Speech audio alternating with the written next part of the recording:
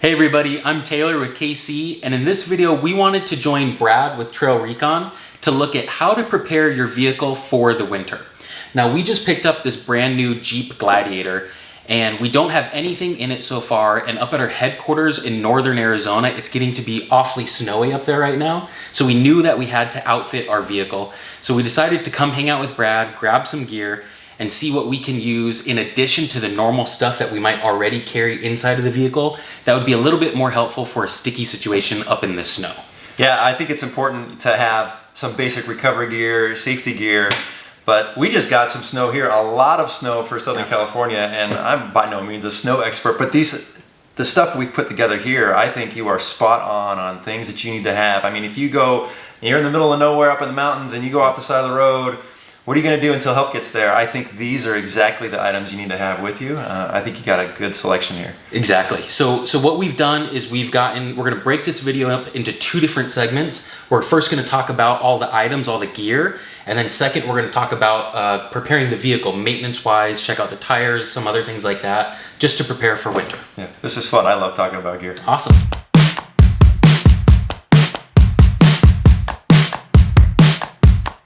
Taylor, before we get into this, man, can I just say it's awesome having you here, and I am digging the Gladiator build, man. Yeah, this is cool. I'm glad you brought it up here to take a look at because you guys have done a nice job with this. Thank you, thank you. And I'm excited to see this thing out on the trail, but let's talk about the gear that you got. You're going to start off with a little bit of warmth over there. Yeah, exactly. So we decided that it would be good to throw some extra necessities in apparel-wise, just to keep you a little bit warmer in case anything happens, right? So some of the gear that we wanted to throw in is, of course, we wanted to throw an extra pair of wool socks. These are really handy. If you got to get outside, you got to shovel yourself out, you want to change into a nice pair of dry and warm socks. So that was one of it.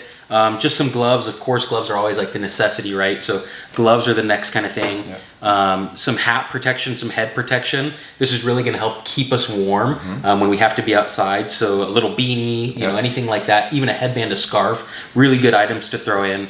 And then, of course, just an extra sweatshirt, an extra hoodie just to have in. This is my everyday carry all the time because I'm a skinny guy. Yeah. I can't stand being cold, man. Exactly. Got to be warm out there, and it'll save your life, right? Right. How about comms? Yep. I think it's important that, I mean, there's a lot of different communication abilities. You can do ham radios, you walkie-talkies, but I think most, you know, out in the roads where there's truckers, you want a CB radio where you can reach out and talk to. Most average people are going to have a CB radio. You can thumb through channels. Maybe there's a truck nearby. I mean, your range isn't going to be super long on a handheld, but I think it's a necessary thing that you can just, you know, go through the channels and try to get a hold of people. Right. Especially if you're in an area like they can't see you right off the road. At least you can try to communicate. Well, and what's nice about this too is that there's very little barrier to entry with this, right? Like anybody can go pick up the CB and then we can use it to communicate with a lot of people. So, so I really like that one. You know, something else that's really going to be handy here is this extra blanket. It's a thermal blanket that we picked up, but it's waterproof, it's windproof. So there's going to be a lot of accessories to this, or a lot of uses for this rather. It's orange, so it's got that really nice, vibrant color that people are going to be able to see us should we need to. It's got the nice little corner grommets here. So if we need to hang it up as a shelter, we can hang it up as a shelter. We can use it as a blanket. I'm totally digging this. I have one of those emergency blankets in there, but you can't really use it as a tarp or a beacon signal like that. I mean, you could put this on the top of a snow-covered vehicle, and you're going to see from the air, hey, there's this big orange square on the bottom. Exactly. I think I'm going to get one of these. That's a pretty nice one. And for a white vehicle that's stuck in the snow, it's like people aren't going to be able to see us. So with this big orange blanket on it, it's going to be a great visibility indicator as well. And it's people would be amazed at how warm you can stay in those things. It really keep you warm. Okay. I think we should talk about lighting. Of course, it's KC, so we got to talk about lighting. But I think you need to have at least a basic, you know, flashlight or headlamp. A headlamp is nice, especially if you have to start shoveling snow and it's dark. You can see and your hands free. So I think a headlamp is really good. But a flashlight should just be an everyday carry, regardless of what time of year it is. Exactly. And what I really like is this guy. I have 3 of these, and these lights are really cool because it's a lantern. So you can hang these up. You can set them down on a table, and it's got a beacon on there that does SOS. So you could throw this up on the hood of your vehicle and it's throwing up a signal, which is really nice. But what's really cool, and I think, you know, we talked about, we should have some way to charge our phone. Well, this will do it for you. It's got a little USB guy in there, so you can keep your phone charged and still have that other method of communication. Right, and it's 10,000 milliamps too, and most of our phones are in that 3,000 milliamp range. So it's going to work as a light, but it's also going to be able to charge our phone up 2, maybe 3 full times. Right. So if we're really stuck out there, that's going to be a big benefit. Yeah. And I've left these on at camp like overnight for like 12 hours. Oh, yeah. Still plenty of juice on there. That's really good. Those little lanterns are really a good item. Yeah. So one of the other items, Brad, that I think is a really good one to include. I don't know if good is going to be the right word. One of the other vital items to include is some sort of sustenance for calories, right? If you're cold, we're burning a lot of calories, just normal body function, right? Not even moving around. So we always want to have a little bit of extra food. Now this that I picked up is kind of a gross looking food ration bar here. It does say apple cinnamon. We're not gonna rely on the taste of it to get us through. So really what we're looking for here is just something that's gonna have a long shelf life. This thing's gonna last us 5 years underneath the seat of the Jeep here. Yeah, in the cold weather, your body burns a lot of calories, and so you're gonna need those extra calories. And if you're stuck for 12 or 24 hours, you need to keep your body going. And yeah, this is gonna do it for you. I think there's other options out there. Totally. Any kind of food option is good. Totally. But at least it is apple cinnamon. Right. So that's absolutely. Yeah.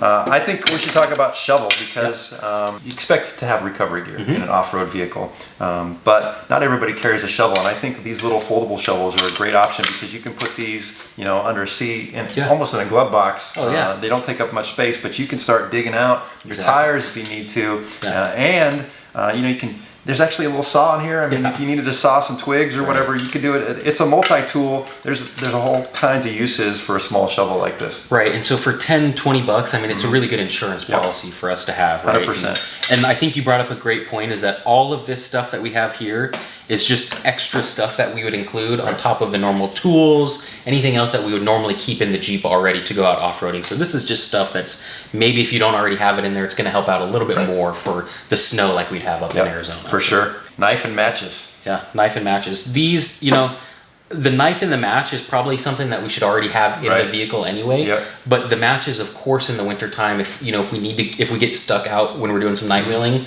we're going to want to have some way to start a fire if we already have some dry stuff in the Jeep or that we can find outside.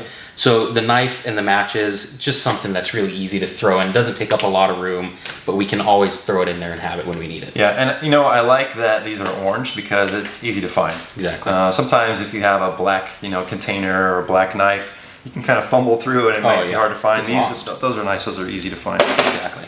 These guys, I love these things. The little hand warmers. I was at a football game many years ago with my kids, and it was like 12 degrees outside, and my wife and I had these tucked in everywhere. We were good to go. They keep you pretty warm. And they last for at least a good 8 hours, right? This says 18, but I would say 8 to 12 is probably good. Yeah. So the last thing that we have on the table here is the first aid kit. Again, this is something that you should always have in your vehicle no matter what. This is just something that we didn't have one of these in the Jeep already, so I knew that I had to get it, so might as well throw it in. So it's a good first aid kit. It's going to have all really just the essentials that we need in case something happened, but it's good to have in the vehicle for a couple people. Yeah, I think this is some great basic winter gear you put together here. This is some great basic. So I'm sitting here editing this video and I'm realizing that there's two things that Brad and I did not talk about on camera. The first thing that you're going to want to carry is a big sandbag. Now the sandbag is going to provide you with extra traction in two different ways. The first is with simply the extra weight that's added into the vehicle, and the second is if you get stuck in the snow or the ice, you can throw that sand down underneath the tires and get a little bit of extra grip for traction. The second item that we forgot to talk about is pretty obvious, but it's an ice scraper, just something that's going to help out in case you got a bunch of ice piled up on the window.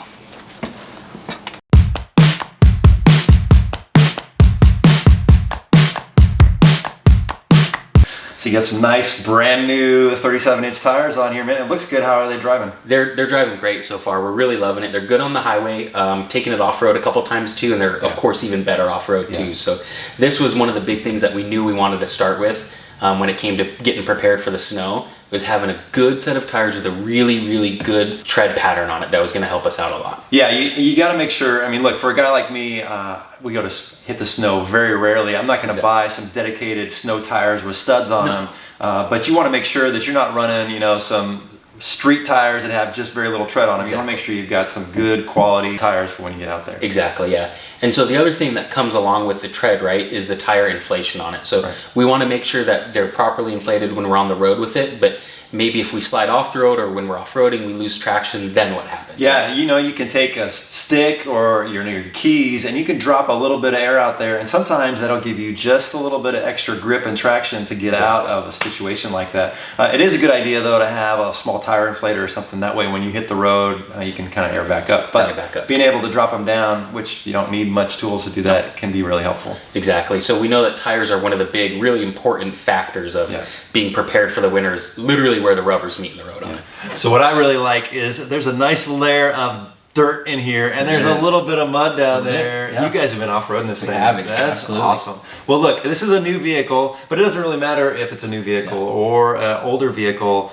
There's some basic maintenance that you need to really be paying attention to. Absolutely, yeah. So the first thing that we wanted to check in this is make sure that we had the proper engine oil that's suited for kind of a winter climate, better for cold weather.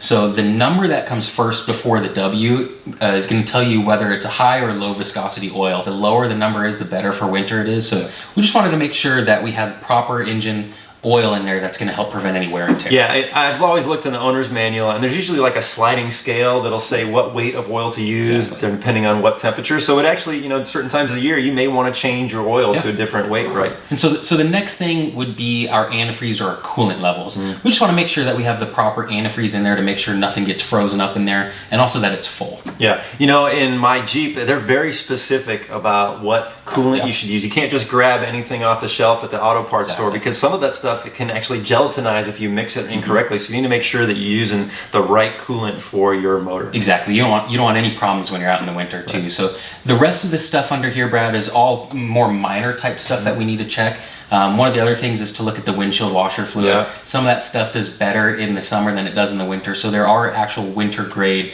windshield wiper fluids. Oh, look, I know. I've gone down the road when it was freezing outside and tried to get a bug off my windshield, and it just all froze up because I didn't have that winter grade stuff in there. So having that's pretty nice. Exactly, yeah. And so then the final thing is the battery.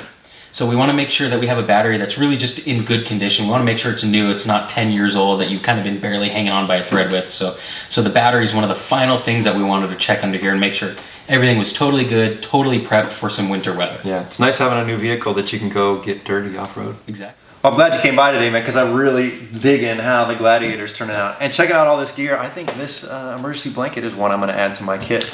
Absolutely, and thank you for having us by. It's been really fun to come over here. If you guys have not yet checked him out, go look at TrailRecon on YouTube. A lot of really cool adventure content over there. And we have some awesome lighting content that I'm going to leave the links in the description below, so feel free to check that out.